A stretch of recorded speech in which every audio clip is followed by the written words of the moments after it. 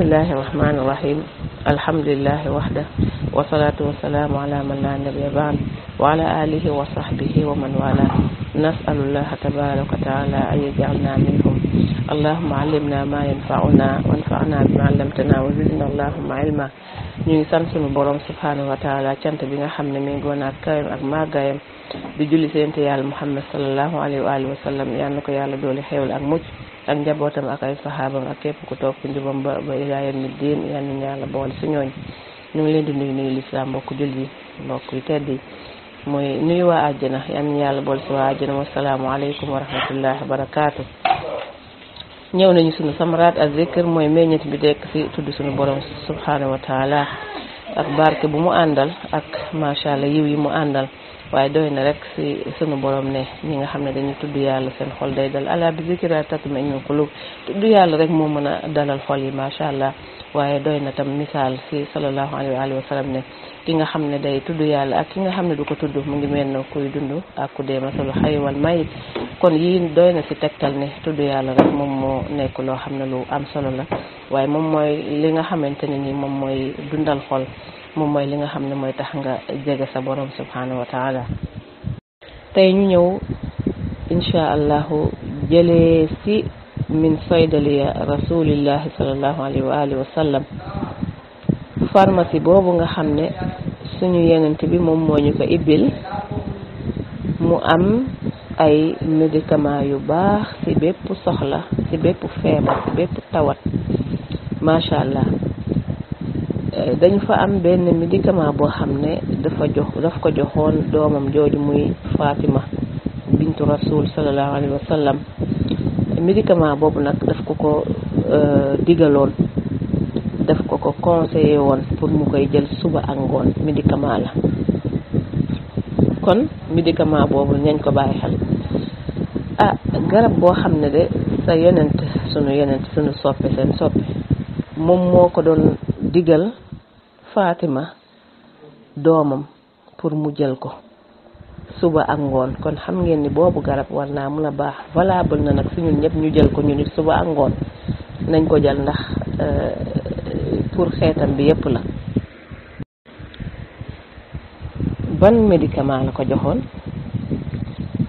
mu ne qaala nabi sallallahu alayhi wa sallam li Fatima ma yamna'uki an tastami'i ma usiki bi an taquli idha asbahti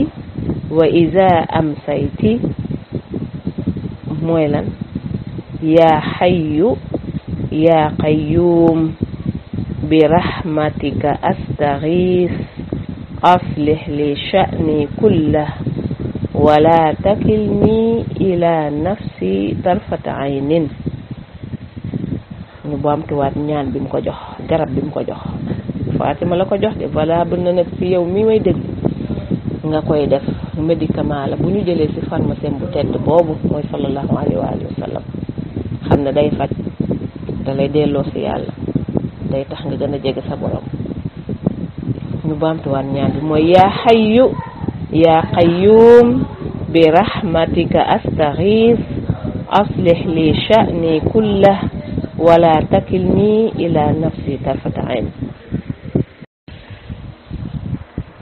sallallahu alayhi wa sallam moom moo woo Fatima ne ko ay Fatima,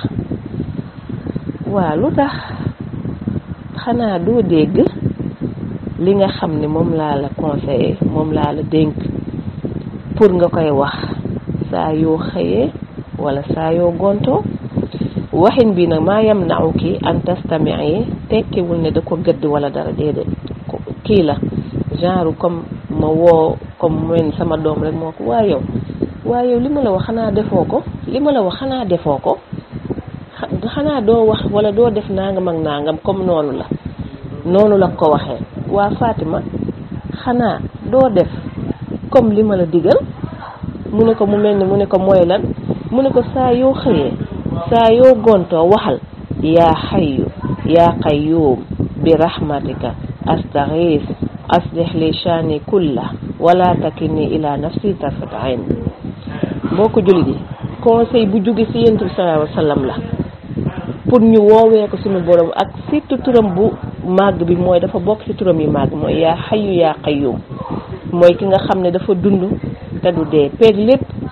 xam li nëbb xam li feeñ yaa qayyum taxawu lépp moom borom bi peeg lépp te dara du ko ëmb mu jël lépp teg ci loxoom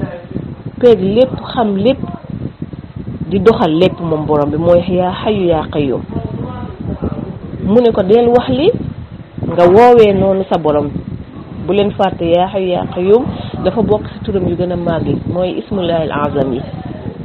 xam nga yàlla nee na am naa ay tur yu rafet woo leen ma ci gis nga kon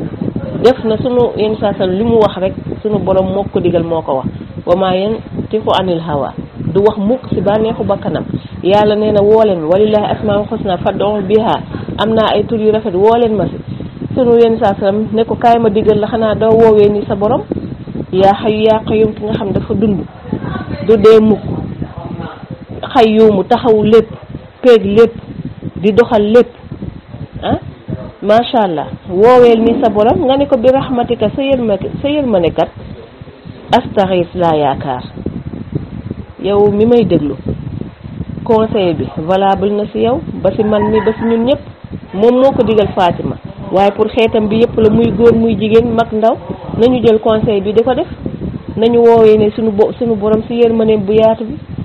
mu ne ko bi rahmatika ci sa yërmande kat astaghis rek laa yaakaar del ñaanee noonu sa borom waaye teg ci ne aslih li shani kullah